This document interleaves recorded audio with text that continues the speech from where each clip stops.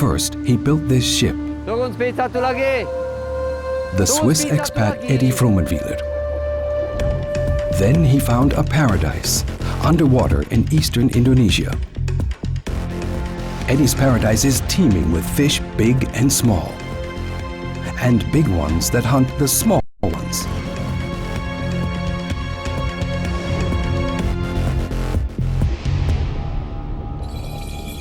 Now he's going to take us to an island full of snakes.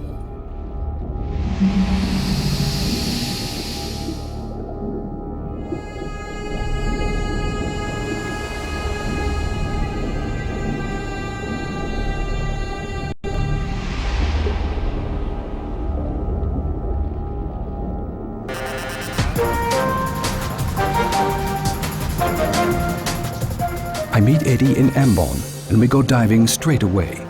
Edis has known the area for 15 years.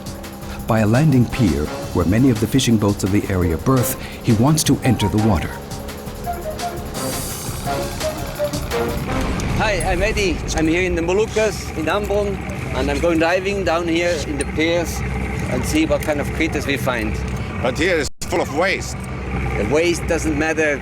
The fish love it, the critters love it, and you will see a lot of things.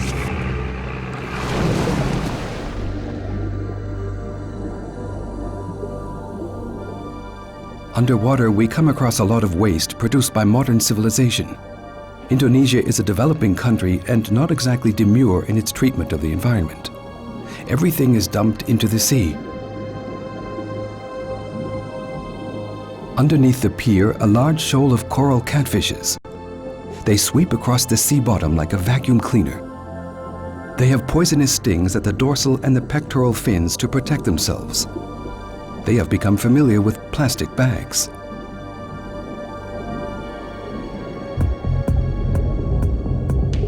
Signs of the fishing trade are omnipresent. The Indonesians fish regardless of the consequences. 240 million hungry mouths have to be fed, so unfortunately the sea is exploited. The boys remove their catch from the net, chucking the scraps of fish back into the sea right away. Underwater, this has attracted a huge shoal of fish. This particular diving place is called the Twilight Zone, and it is full of life indeed. The fish eat themselves into a frenzy. They rip everything to pieces. Only the heads of the big fishes remain.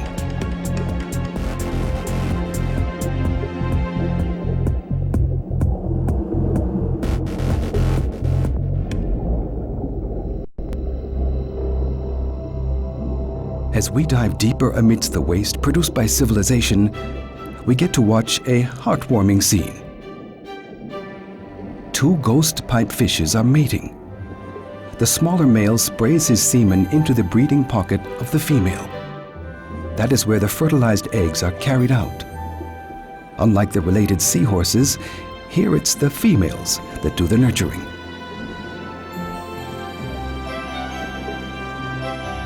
Second try.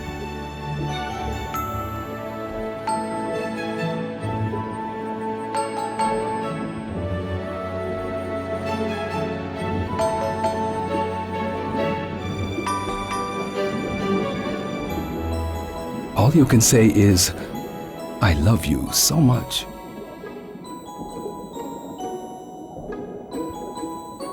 And then we get to meet him, Mr. Octopus.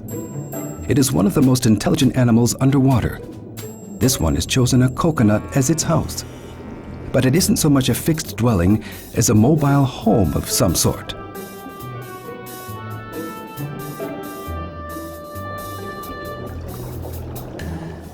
And if the octopus gets too tired to march on, it simply rolls down the hill, well protected by the coconut shell. Makes sense, but I have never really seen anything like it.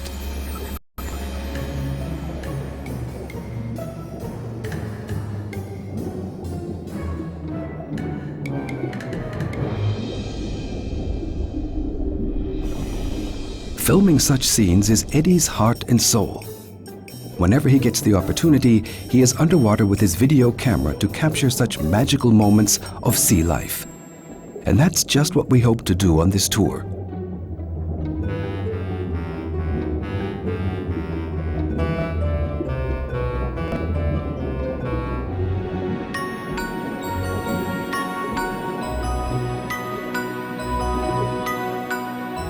A great scene. But now duty is calling. The tourists arrive. In his main profession, Eddie is a dive safari guide, welcoming hobby divers from all over the world. For good money, he will take them around this remote area. Many of them have been on this ship before. This is Mark Aulia, a snake expert from Kuala Lumpur. He came out especially for this tour. Okay. Ja, Milan. Und die anderen Leute. Ja, da will ich hören. Was hast du? Hast du kalt? Off we go. A long passage across the open sea lies ahead of the Pindito. Underway, the ship owner welcomes his guests. Welcome aboard the Pindito. We will make a special tour to the Banda Islands, and then from the Banda Islands we go to the Shellpad Islands, that's the Turtle Islands in Lucipara, and from there we go to the Snake Island of Gunung Api. We hope to see plenty of snakes, and thank you for being here, and let's enjoy the trip. Thank you very much. How did Eddie get the idea of this special tour? When I have looked at the map, I've seen this very remote place, very small, tiny dot coming out of the sea, and I was wondering what's going on. So we took the ship, we went there and had a look, and we discovered that there are hundreds of snakes are in the water, and that was a little bit special to dive with those snakes because they're highly poisonous, and there was a certain tickle in us.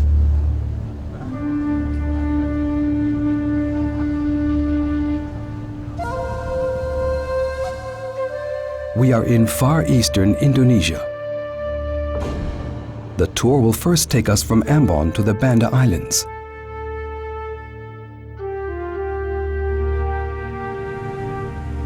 The next day, the islands emerge on the horizon. The tall volcano is visible from afar. In colonial times, the Banda Islands were the Spice Islands, and the Dutch made a fortune with nutmeg and cloves.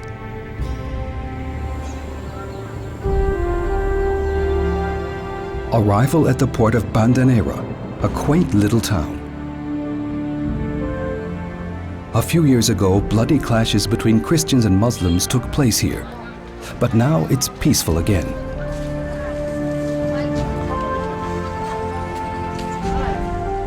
We take a look around with Eddie and the snake expert Mark Aulia. Mark is fascinated by all sorts of animals, even spiders. He works for the environmental organization Traffic, which oversees the trade with wildlife and plants. At the port, there is a selection of fresh fish on display. But then we spot a bon with sea turtles. Mark, our reptile expert, wants to know more. He's fluent in Indonesian. Oke. Ini penyu punya siapa? Punya ada di sana. Terus Orangnya. sudah lama punya? Baru. Baru. Untuk apa? Biara. Mark, what are they doing with this turtle? Well, as I just learned, they are feeding them until they're big, and then they're slaughtering them for the local consumption. And then they will, apparently, they will use even the carapace to produce jewelry. But is that legal in Indonesia? No. The trade with all 7 species of sea turtles is illegal. All are listed in Appendix 1 of CITES. But do they know it here? No. There's no enforcement here and no awareness at all. It's too isolated in this part of eastern Indonesia. We take a dive in the port of Bandanera. At first, the muddy water isn't very inviting. But then Eddie spots a red anglerfish. With its lure, it attracts prey. It remains motionless, disguised as a sponge. Even here, human presence is highly visible. Soon we encounter another ancient monster. It's another anglerfish, but if you take a closer look, which we want to do in this film, you suddenly discover that there are 2 of them. A small anglerfish is climbing around on a big one. They are disguised so perfectly that you can hardly see them. They don't like to swim. They prefer to crawl around on their fins.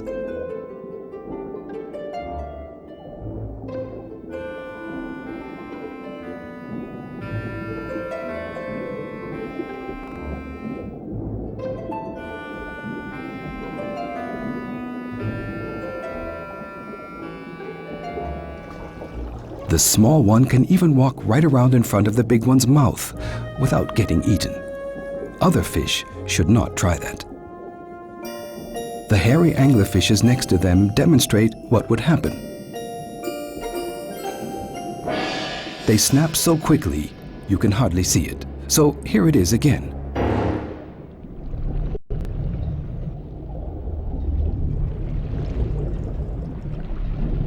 Soon after, Eddie discovers another bizarre inhabitant of the reef. It's buried in the sand and barely noticeable. A stonefish. The stonefish is the most poisonous fish in the world. The fins on its back contain a deadly poison. It also relies on a good disguise. Rather than swim, it bounces on its pectoral fins. A dancing stonefish.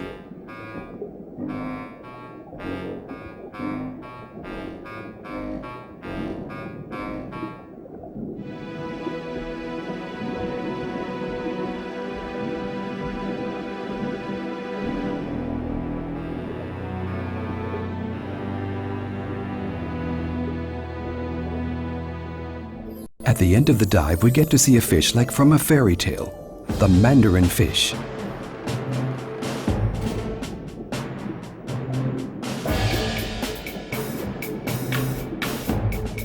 The mandarin fish are gruff creatures. The males fight each other because the winner gets a special prize.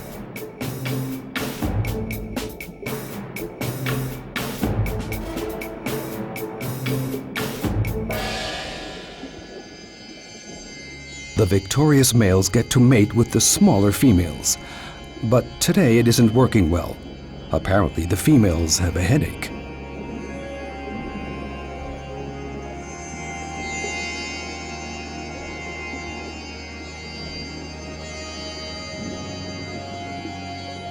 This spectacle of the mandarin fish occurs night after night in the picturesque port of Banda Seas, just a few meters below the surface of the water.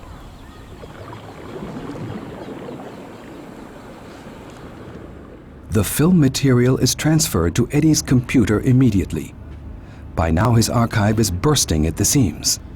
Eddie, you film and your archive gets bigger and bigger. What do you do with all these reef clips? Oh, I would like to make some reef guide on a DVD or put them in the internet. But the difficulty is to really to give the proper name to all those creatures which I have, because even the books are not complete, so how can I know what's the name of those creatures are? But you go down again and again and you film creatures. What's the fascination for doing that? Because in the reef there is life, and to catch certain moments of this life you have to be for hours and hours in the water, and then you can, maybe you're lucky, you find a tigris nudibranch, as I see now on my computer, who's hunting another nudibranch and just swallows it straight away. These are moments where you cannot create those things. You have to be in the water for hours and be lucky to and be able to be there and see it straight away.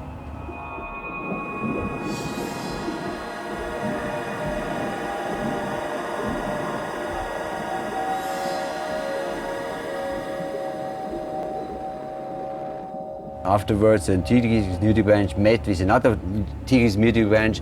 They wanted to make love, didn't function.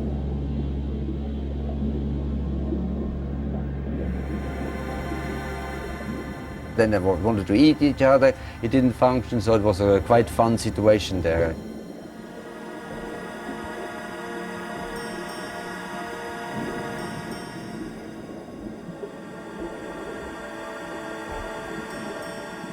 Make love and war. Yes. Depending on what you can do. Yeah, it's better make love than war, yeah, that's right. The volcano of Banda towers 600 meters tall above everything. It last erupted in 1988. Burning lava ran down the hill here. We want to dive where the lava gushed into the sea. What will it look like underwater here?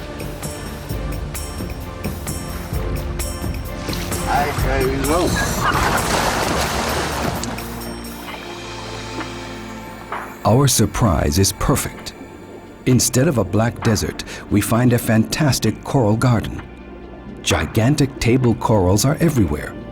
This garden has grown in less than 20 years. This gives reason for hope. It shows that everything can grow back in a tropical sea if conditions are favorable. The Banda Sea is up to 7,500 meters deep. This depth causes a steady vertical flow of nutritious water. The corals here are less sensitive to bleaching caused by global warming, which is otherwise widespread. Thousands of little polyps build these bizarre structures of lime. These are their skeletons.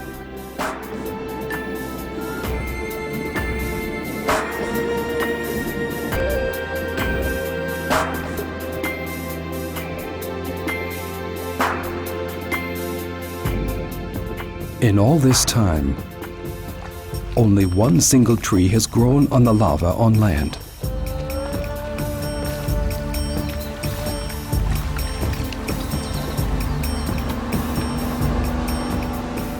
Impressed, we return to the Pendito.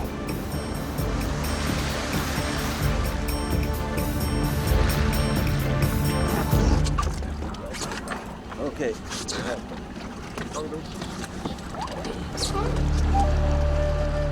Now we're heading for the outer reefs of the Banda Islands. Eddi's ship is leaving the picturesque Bay of Bandanera, accompanied by dolphins.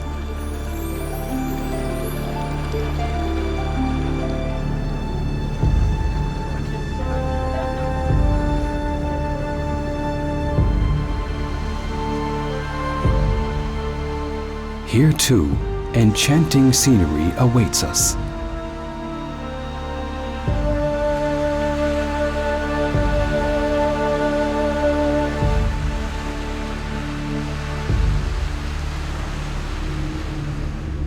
Underwater, there is a steep drop-off straight into the abyss of the Banda Sea. Enormous sponges dominate the underwater world around here. But Eddi specializes in small creatures. You have to look close if you want to find them. These little things, for instance, are hairy squat lobsters. They inhabit these large sponges. A sponge, too, is a form of animal. It feeds on plankton.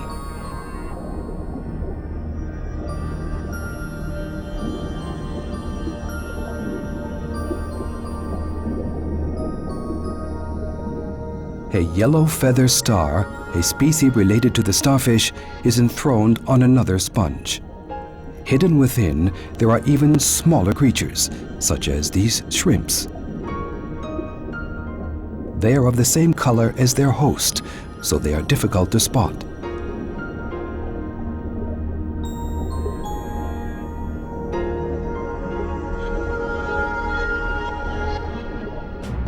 But not only crustaceans are cavorting in the feather star jungle, there are also specialized fishes, the so-called clingfishes. Two of them have chosen the same feather star. A fight for the territory ensues.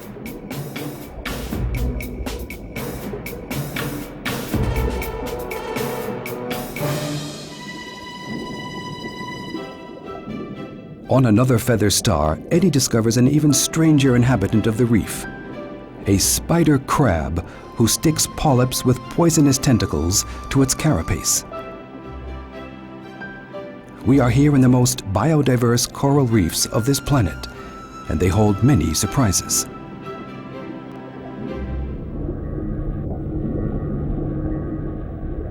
Rounding off our dive, Eddi takes me to a lovely underwater grotto. Eddi just loves caves.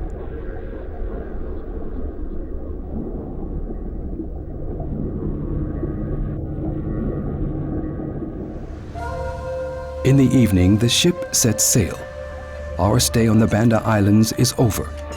The tourists had a very good time too. Now they are enjoying a sumptuous fish dinner.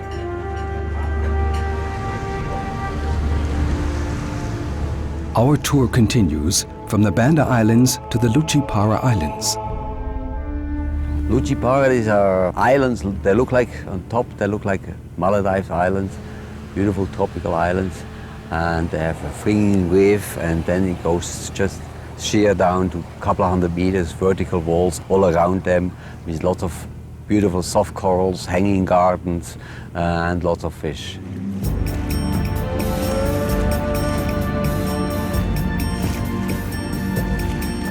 We explore the turtle island of Penyu, one of the 7 Lucipara islands. Groß, groß, groß. Ja, siehst du da hier dieses Quadrat hier? Can you see this square right here? It used to be a catch basin for turtles with 30 to 40 animals in it. When they had enough, a boat arrived to take them to Bali. Was it only one kind of sea turtle or many different types? Mainly they were soup turtles, but also hawksbill turtles. They weren't picky.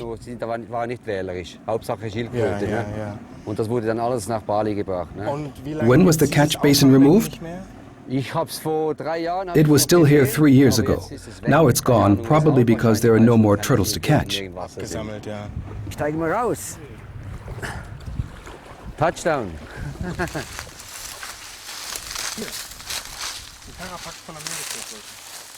What kind of turtle is this? This is the carapace of a sea turtle.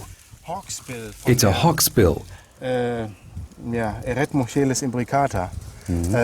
Das ist die mit dem Hakenschnabel. Ja. Und die wird hier benutzt für den Schildpatthandel. Aus dem Schildpatt, das kann man mal, oh, das lässt sich sogar abnehmen. Da werden It is used for glasses frames, combs, bracelets, jewelry, and accessories. Schmuck, Accessoires und so weiter. Also alles, was teuer. Everything that's expensive. It's a shame the turtles have to die for it. Das heißt einfach, der Konsument, der muss mehr There must be more consumer information. In the end, it is them who decide if there is a market. beeinflussen. Stop the buying, stop the killing, ne? Zum Beispiel, ja. We go for a dive at the edge of the atoll, where the coral reef drops off into the blue.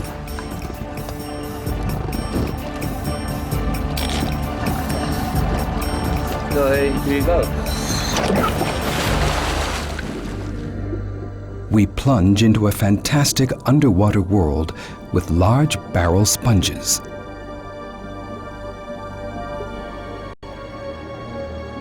A sole turtle takes off as it catches sight of us.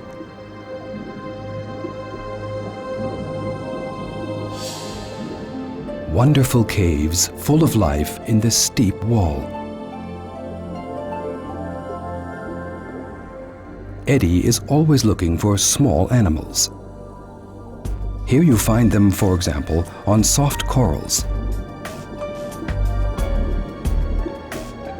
Small crabs are hiding here.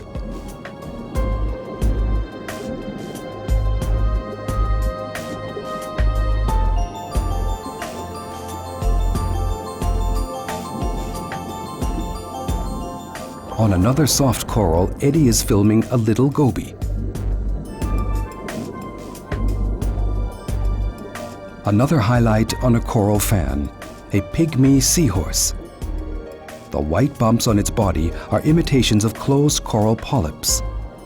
The pretty pygmy seahorse is about the size of a fingernail and perfectly disguised.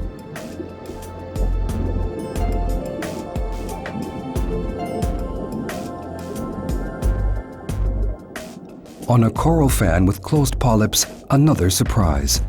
Tiny crustaceans that look like fleas.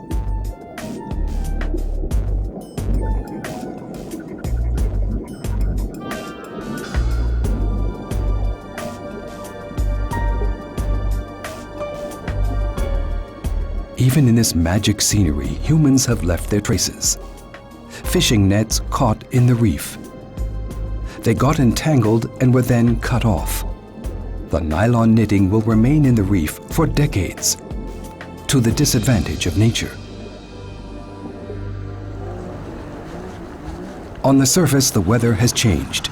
It's time to move on.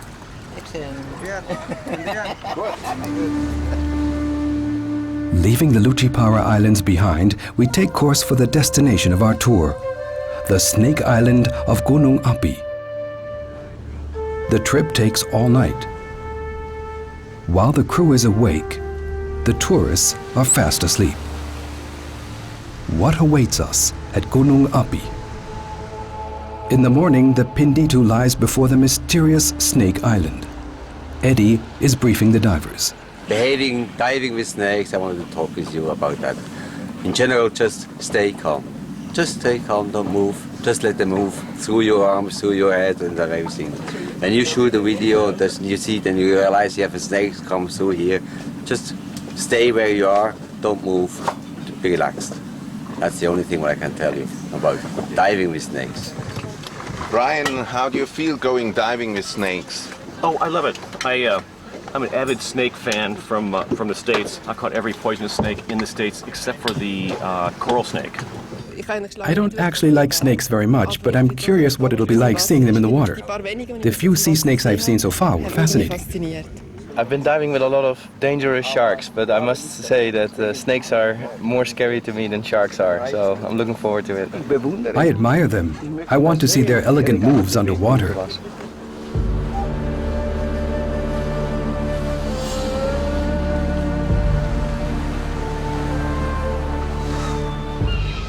Are you nervous before this dive? A little bit, yes. I've never before dived with so many snakes.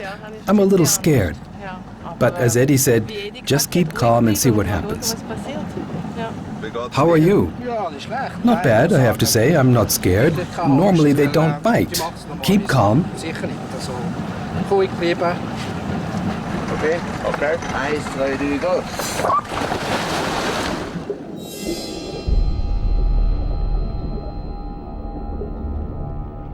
As soon as we're underwater, they come.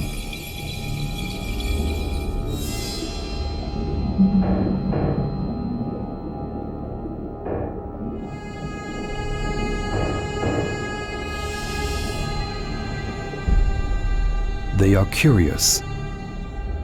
They are looking for prey between the corals.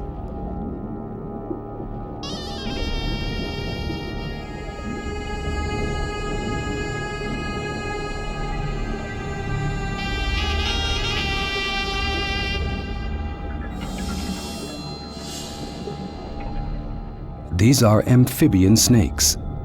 They draw air at the surface with their enlarged lungs.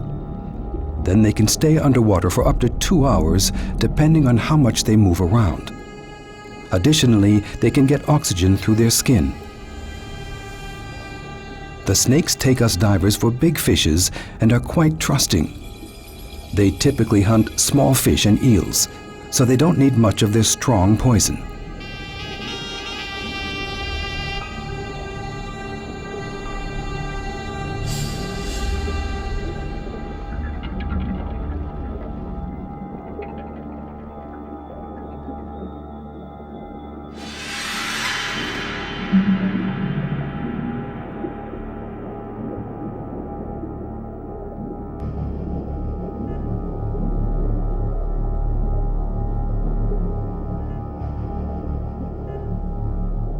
A lot of people are scared of those snakes. They're highly poisonous. But when you shoot something and the snake comes, it passes your face, your hands and so on, then you have to keep your nerves and stay still and steady. Don't get nervous, don't start kicking around, otherwise you maybe have a problem. On the shore, Gunung Api is a seabird's paradise. In this isolation, they are thriving because there is plenty of fish in the sea. But then we discover a bird that is hurt. A frigate bird.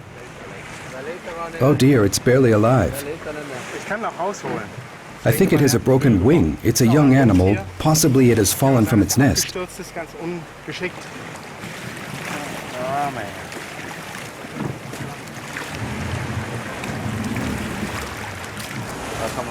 There's not much we can do. It's totally exhausted.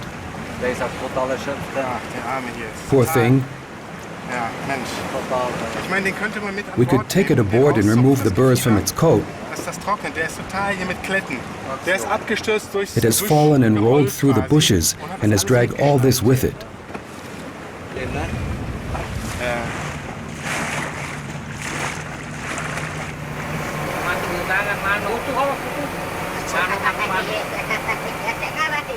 We take the bird aboard to clean it. Mark picks the burrs from the bird's coat. Keine Ahnung. Everybody on board helps. The frigate bird is lathered in soap and showered. Will the poor thing ever recover?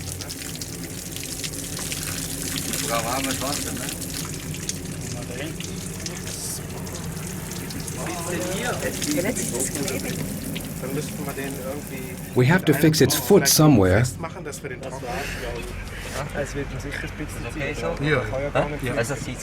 The bird is tied to the roof. Then it is fed, but it doesn't like the scraps of chicken from the kitchen. It is too agitated to eat.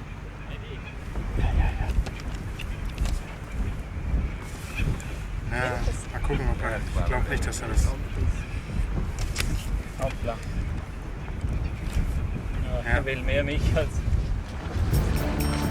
We turn our attention to the snakes again. We want to find out where they go ashore to lay their eggs.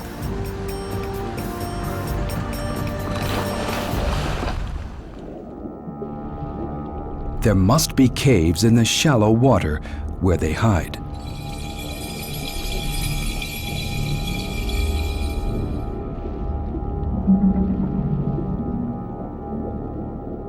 Then, out of nowhere, a snake appears. Eddie and I film it from all sides in the cave. The hiding place of the snakes must be nearby.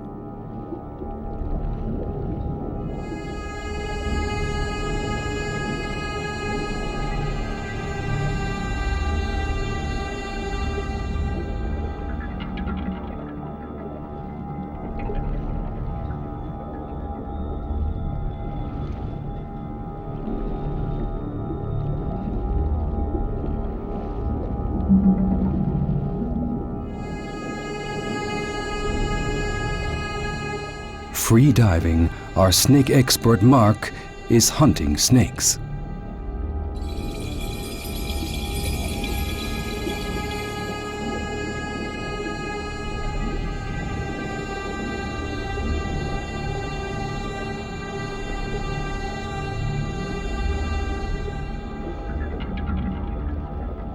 But the snake resists being put into the snake bag.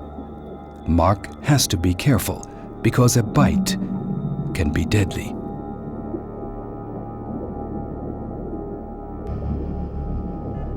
The snakes fool us repeatedly. They disappear between rocks where we can't follow them. There, they and their eggs are protected not only from us, but from all the birds too.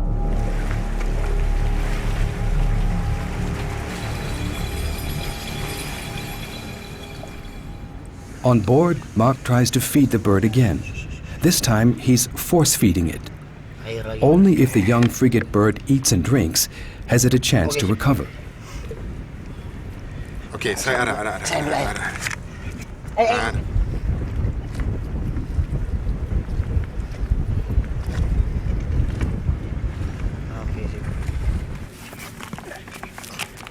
Mungkin kita ikat dia kakinya di sini. Nanti lepas dia dulu. Tapi ini terakhir hanya ya. Will it help? At least it is shaking its wings now. Yang lain waktu itu cuma terakhir saya. Mark is going to look for the snake caves on the shore. They must be somewhere between all those rocks.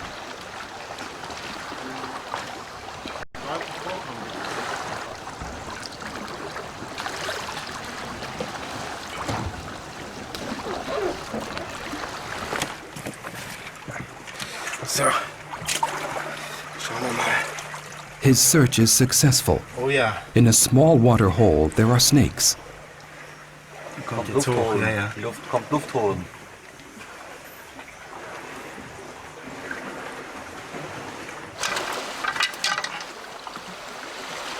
Mark catches a snake to examine it. The snake expert is more used to doing this on land than underwater. Nicht optimal. Ich hab's.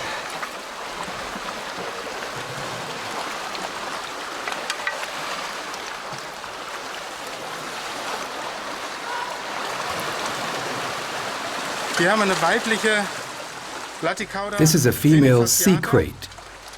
You can see clearly the light blue pattern between the olive and dark brown stripes. The scaling on the head is special to this species.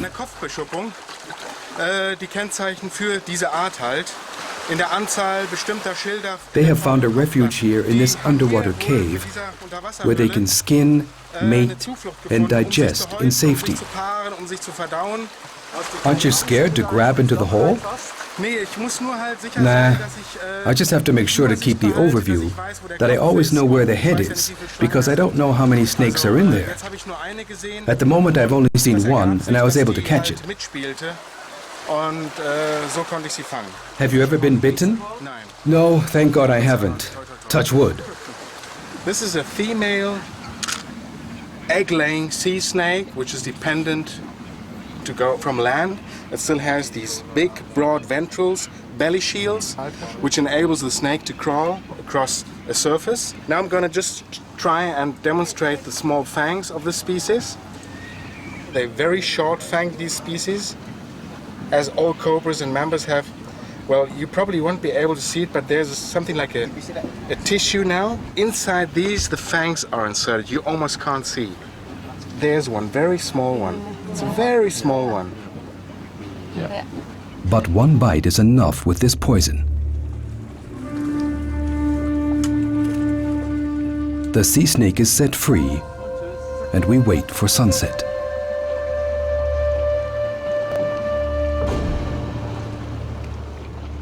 We're going to see what the sea snakes are up to at night.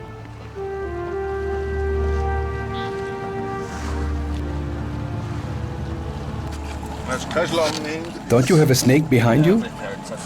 We want to see it, that's why we dive. But jumping on it is crazy. Okay, go.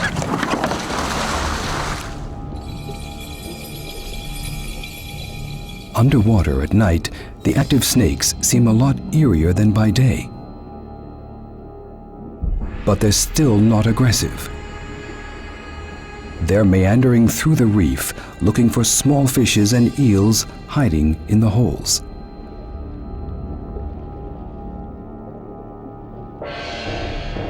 A moray eel tries to imitate the sea snakes, but of course, it is not poisonous.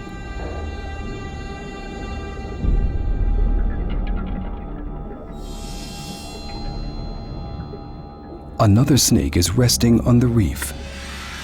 For 10 million years there have been sea snakes. They moved from land into the water and have adapted well to this new surrounding.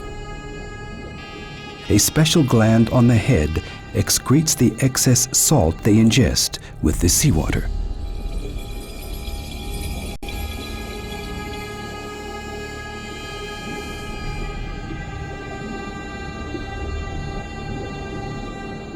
A poisonous scorpion fish is startled by the poisonous snake.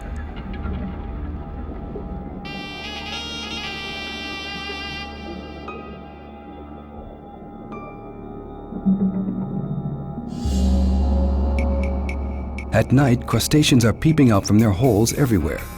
This banded coral shrimp, for example. A ghost pipefish gets in the way. We have no explanation as to why the poor ghost pipefish gets so messed up. Perhaps the shrimp was in a bad mood, because otherwise the cleaning shrimp takes care of the parasites on other fishes. The poor ghost pipefish is totally dumbfounded as it is released.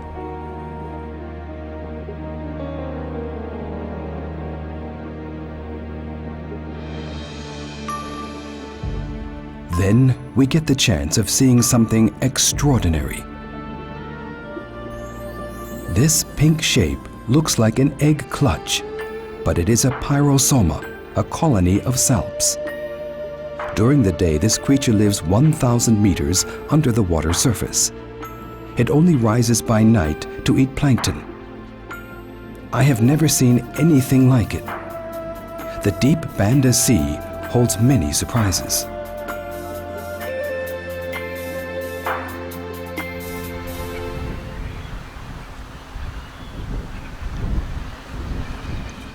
The next day, our bird gets a flying lesson.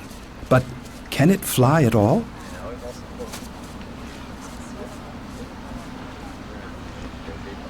Everyone is excited.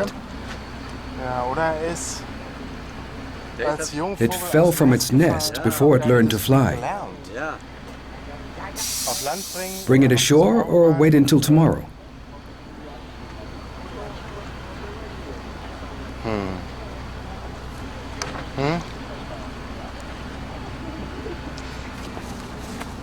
The bird fails miserably.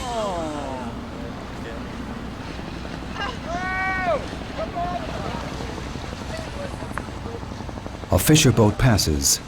It's full of bloody fish, no trace of a net. The boys have fished with bombs, a devastating method, which is unfortunately quite common in Indonesia. Eddie is angry, his paradise in danger. Eddie wants to threaten them with the police, even though he knows that no one would come.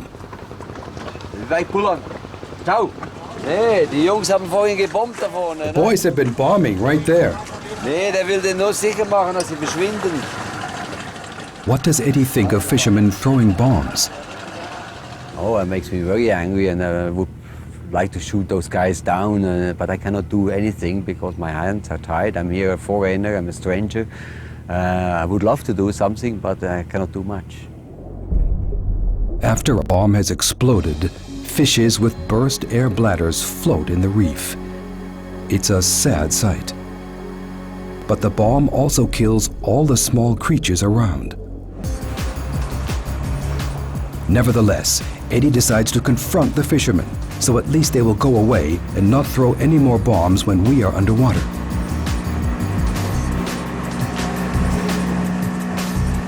The boat Cinderella is from Maumere, 1,000 kilometers away.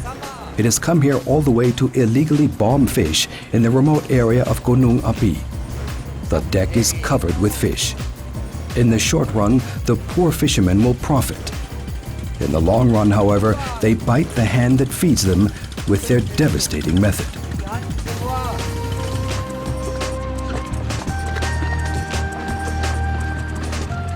We are going to make one last dive at the island of the snakes.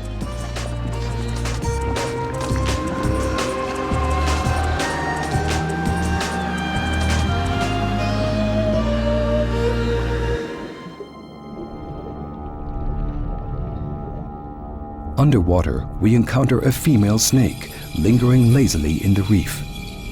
We can shoot some real close-ups.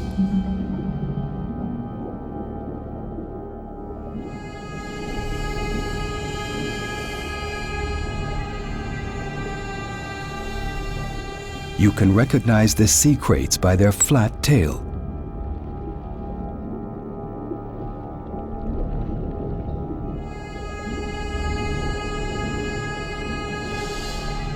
It's not the only female in the reef. Another is being sniffed at by a small male. We get to witness the amorous play of the sea snakes.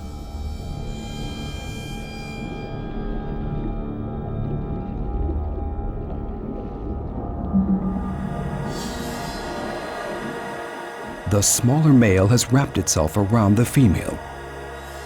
The fertilized eggs are then stored in one of the caves on the shore.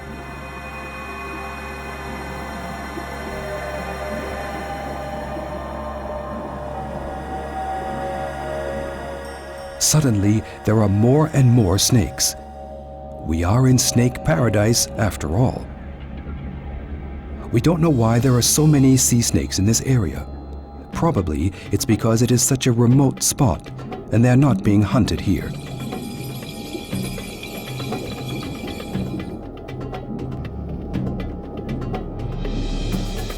It is said that they hunt in groups.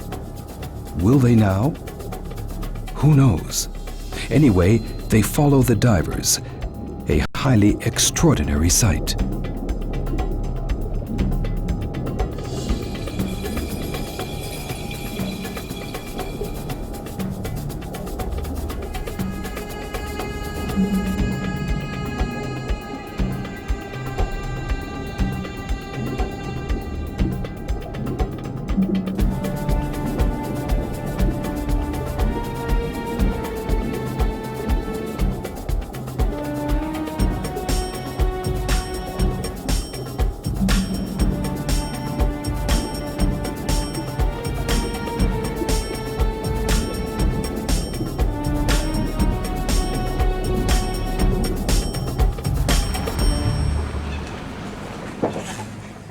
How was diving with snakes?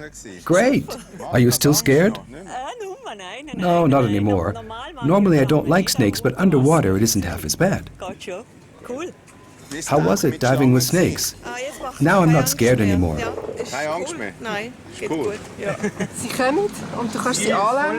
They come close to you and you can touch them.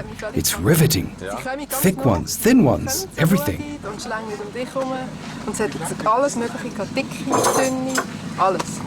Diving with snakes. As fun as with diving with sharks. They get much closer to you and little tongue out. Very good.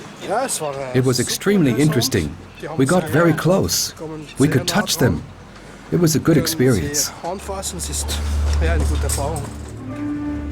Our bird is watching its peers in the air. Then, all of a sudden,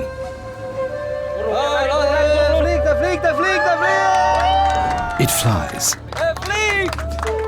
The frigate bird is flying. It's like a miracle. Is it that one above the forest? Yes.